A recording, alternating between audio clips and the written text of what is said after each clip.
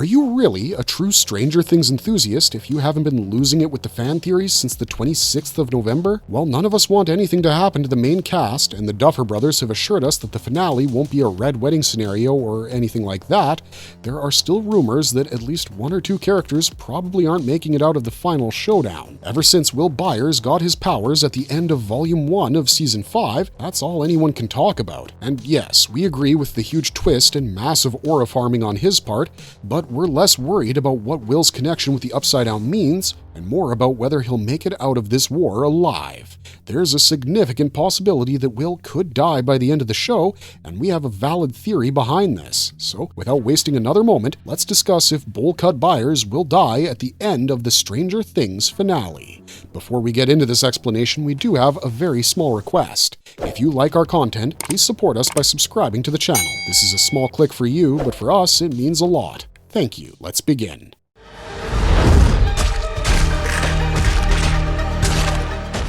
How does Will even have powers in Season 5? If you've seen the first 4 episodes, you already know that by the end, the entire group was separated as they consistently worked towards saving Holly and potentially the other 11 kids who were marked by Vecna.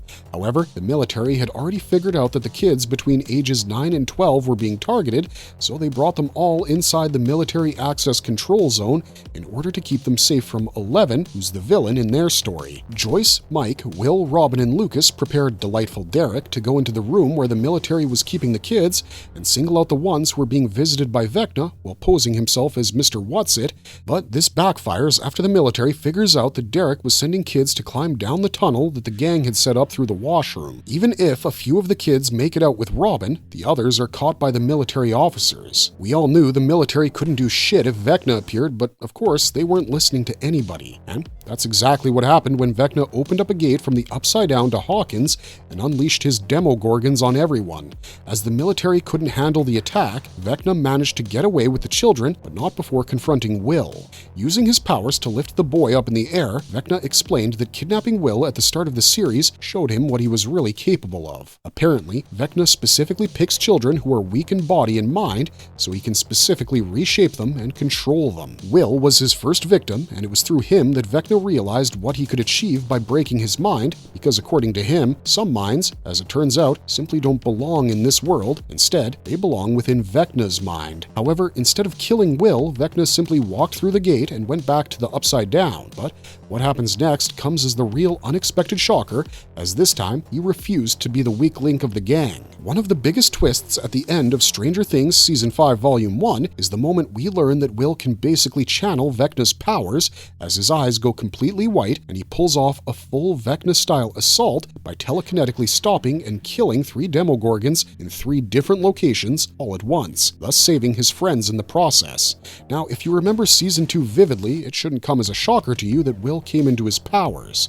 Even the memory flashbacks that helped him tap into the hive mind and channel the hive mind's abilities were the replication of the exact scenes that Joyce, Jonathan, and Mike used to snap him out of the Mind Flayer's possession in Season 2.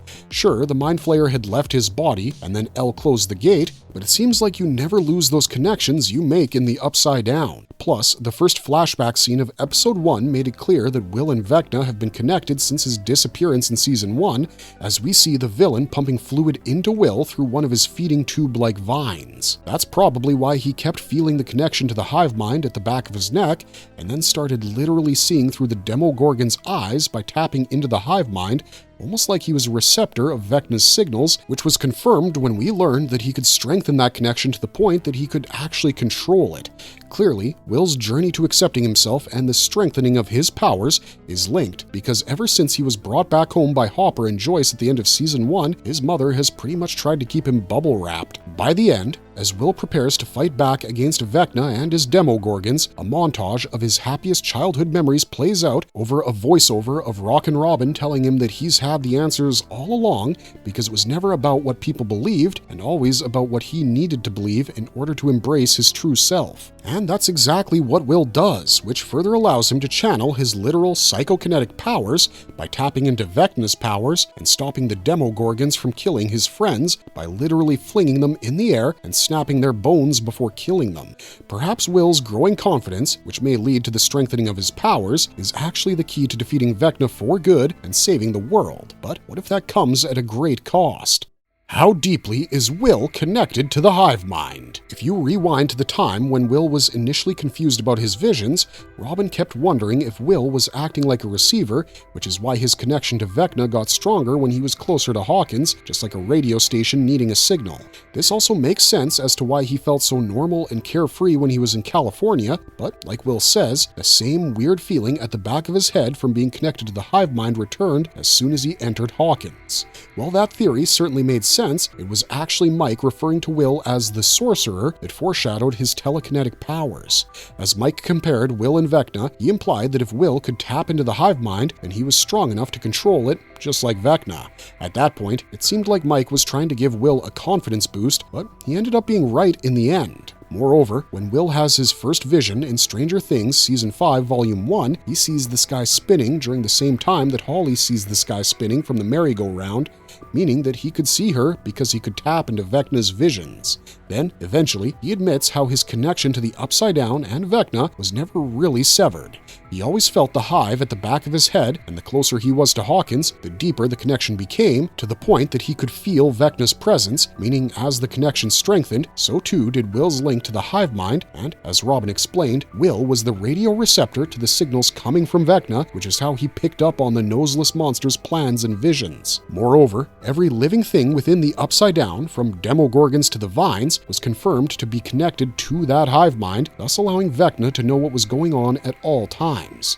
Given that Vecna pulled all the strings in this dimension, he could easily take control through the hive mind by using it as a defense or a spy network, just as he did in Will's case. But, as it turns out, keeping Will linked to the hive mind clearly backfired for him because it became a two-way street when Will learned how to interpret what he was seeing through Vecna's hive mind. Now, if you remember, back in Season 2 itself, we thought Will was a goner because, like Dustin and Mike had said, the Mind Flayer had made Will's body its host and was using him to spy and give instructions to the Demogorgons, so that the Shadow Monster could reshape the world in his own vision. Now, in Stranger Things, the first Shadow, we learn that Henry Creel became the first person to get hijacked by this Shadow Monster at the age of 8. He was zapped into Dimension X through a cave system in Nevada, and he was stuck there for over 12 hours before he made his way back home. After that, he was never the same again, meaning he had an encounter with the Mind Flayer, causing him to be permanently flayed, which we know because even his blood type changed. Most importantly, he could now do things with his mind, but these powers were a result of inhaling some of the Mind Flayer's floating particles. So,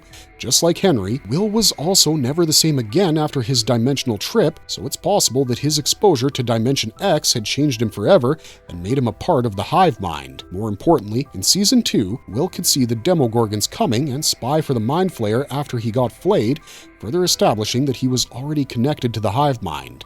Every time that the gate was being burnt, Will also suffered, and that influence of Will being flayed only went away after Joyce forced the Mind Flayer's essence out of him to disconnect him from the hive, following which Elle closed the gate. Given that Brenner used Henry's blood in the first Shadow to make more kids like him, it makes sense that Will's direct exposure to the Upside Down for so long is the true root of his newfound powers. Either way, Will's new powers have huge implications for the rest of the season. We already think that Vecna is just the Mind Flayer's foot soldier, channeling the powers from the Shadow Monster to command the hive. This means that if push comes to shove, Will can not only rise to his power, but also above it, in order to end the Mind Flayer for good. Why do we think Will Byers is destined to die? We've honestly mapped up Will's embedded connection to the hive since the beginning of this video, so we're guessing most of you have already figured out where this is going. The Duffer Brothers have also mentioned how they were very sure about making Will Byers the new 11. In fact, he doesn't really have powers himself and is channeling Vecna's powers, because, like we discussed, since Season 1, Will has been connected to him, and in part, connected to the Mind Flayer. And that's allowing him to tap into the hive mind and use these powers, but only if he's in close enough proximity. For Vecna, Will was never anything more than a means to an end for his own plans. He was more like an experiment before he got his 12 kids to commence his plan to reshape the world. But now, Will is so much more than just the irritating byproduct of Vecna trying to understand the true extent of his powers. The villain severely underestimated Bowl-Cut Byers, which means Will might just have the final hand in bringing Vecna down. This has led to a downward spiral for fans who believe the zombie boy would be biting the dust by the end of the story. Ever since he was kidnapped by Vecna's puppet Demogorgon as a little boy in Season 1, Will has had a direct connection to the Upside Down. This evil has possessed his body more than once and even used him as an unwitting spy after convincing him to keep his body cold at all points so as to make him the perfect host for the Mind Flayer's essence. Of course, the gang believed the connection was severed in Season 2 when the gate was closed. However, you and I, and Will, knew that this was never the case because he continued to get goosebumps whenever Vecna was using his powers nearby, or at least planning to unleash his tyranny outside of the Upside Down. Finally, in Season 5, Episode 2, Will admits that he has always been able to tap into the hive mind, which basically means he was always a part of the psychic connection that bonds all creatures from the Upside Down, which Vecna channels to control them through the Mind Flayer. Because, if you remember, in Season 2, it was the Mind Flayer giving all the instructions to his demo dogs. Anyways, just like in the case of Henry Creel, Will tells his mother how ever since he was taken to the other side, he was permanently changed. Then again, in the same episode, Mike explicitly compares Will to Vecna, theorizing that Will could pull the strings of the hive mind in the same way. Only 2 episodes later, Mike's theory proves impressively accurate, because that's when Will harnesses his own Vecna-like magic to freeze the Demogorgons mid-attack and kill them from afar. It's clear that Will's similarities to Vecna will be of tremendous importance in the rest of the season. Unfortunately, because their connection flows both ways, Will immediately becomes a liability. As long as he lives, Vecna will always have access to the right side up, meaning that Will may need to die if the gang hopes to defeat Vecna for good. We've seen how hurting one piece of the hive mind hurts the rest of it. If one Demogorgon goes up in flames, the rest of them collapse and writhe in agony. If Will is correct that his connection to the hive mind is permanent, then killing Vecna could mean killing Will simultaneously, because in the words of Mike, as far as crazy theories go, I've had crazier. Plus, turning Will into a world-saving martyr would be consistent with the show's motifs. In an interview with Time, the Duffer Brothers said how they always conceptualized Stranger Things as a show about Will because the very first episode is titled The Vanishing of Will Byers. And given his connection to the Hive, which to us seems like it cannot be severed, it looks like if our heroes plan to end the hive mind for good, they'll end up having to either kill the Mind Flayer or sever his connection to the right side up. Both of these situations, killing the Mind Flayer or severing his connection to the world by shutting down the gate, would inevitably kill the entire hive mind, including Vecna. And because Will is interwoven with the Mind Flayer's hive mind, it seems like a death sentence for him. If you remember, after Elle closed the gate in Season 2, all the remaining Demogorgons in the right side up immediately dropped dead because once she sealed the door, meaning they couldn't survive because sealing the gate equaled severing their connection to the Mind Flayer's hive. So far, Will's fate at the end seems to be bleak and heartbreaking. Moreover, out of all the boys in the original quartet, it would make the most sense for Will's arc to end with some kind of climactic sacrifice. If he managed to save his family and friends, just as they saved him back in Season 1, it really would bring the series full circle. Whatever the case may be, we know that if Will Byers really does die, we'll all be reaching for our tissues. Now, this is just our marvelous 2 cents. We really don't want Will to die, but we also don't know how he's going to turn the odds in his favor. What do you guys think? What will be the ultimate fate of Will Byers? Let us know your thoughts and theories in the comments section down below. And while you're down there, if you enjoyed this video, don't forget to like and subscribe to this channel if you haven't already. Otherwise, thanks for watching, stay safe out there, and have a marvelous day.